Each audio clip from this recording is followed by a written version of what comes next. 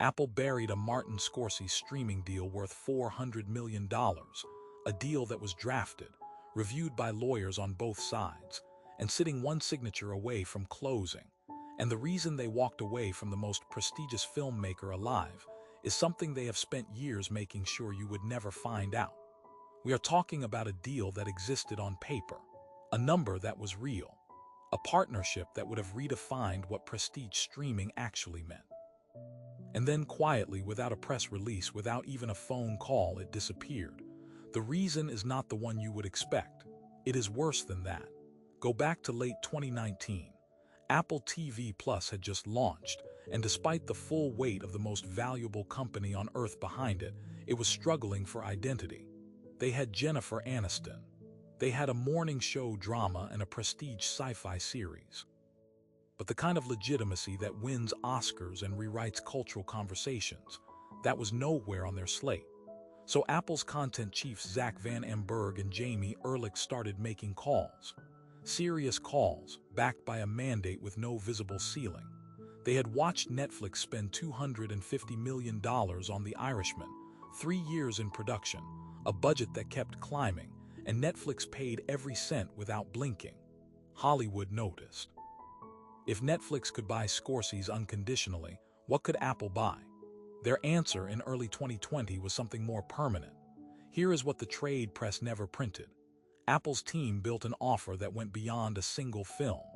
This was a first-look deal, meaning Scorsese's production company, Sikelia Productions, would bring every future project to Apple first, with Apple holding right of first refusal across features, documentaries, and limited series.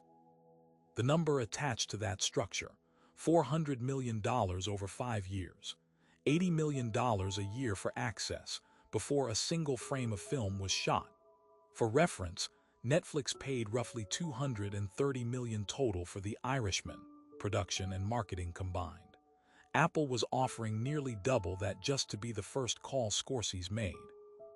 And the project meant to anchor the entire deal was a limited series he had been quietly developing for over a decade, a sweeping dramatization of the American Catholic Church, written with his longtime collaborator Jay Cox. It had never been greenlit anywhere. Apple was going to be where it finally got made. Remember that $400 million offer?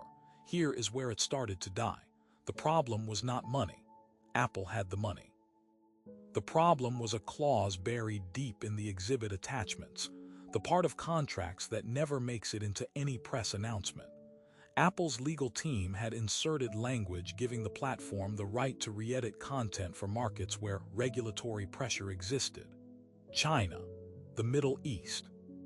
Markets where Apple's hardware revenue made the streaming business look like a rounding error by comparison.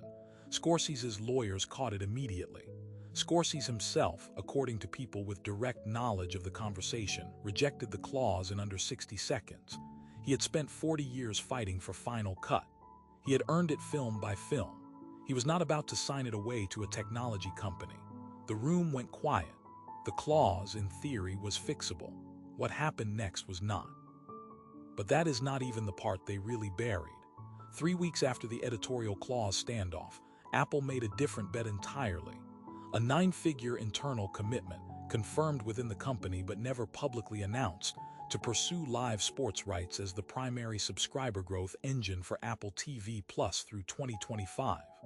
That decision came from Tim Cook's office, not from Van Amberg, not from the content team. From the side of the house that has always treated Apple TV Plus as a reason to sell iPhones, not as a standalone business with its own logic. When Cook's team ran the subscriber math, the conclusion was blunt. Live sports delivers daily active engagement. Scorsese delivers critical prestige. In 2020, Apple had quietly decided that the metric was subscribers, and $400 million locked to one filmmaker's creative vision could not compete with that calculation.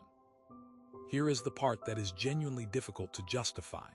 Van Amberg's content team was never formally told the deal was dead. It simply stopped being returned. Calls answered within hours began going to voicemail. Draft agreements sat in an archived legal folder. Scorsese learned the deal was over not from an Apple executive but from his own agent, who eventually stopped receiving any response at all. No phone call, no explanation. Apple just stopped picking up. Think about what that deal would have meant. The American Church series, a project Scorsese and Cox had been developing since the early 2000s, would have been the prestige event Apple TV Plus spent its first years desperately searching for. The moment the platform became something more than a tech company's expensive experiment. Instead, Apple pivoted to Friday Night Baseball and MLS Season Pass. Scorsese came to Apple eventually, Killers of the Flower Moon, in 2023, one film, a far narrower arrangement. The Church series has never been announced anywhere. It has never entered formal development at any studio.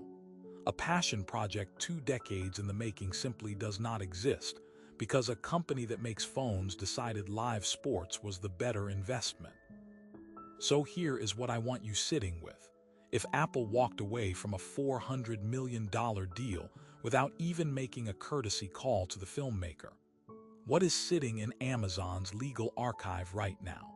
Because there is a buried project over there that makes this look like a footnote.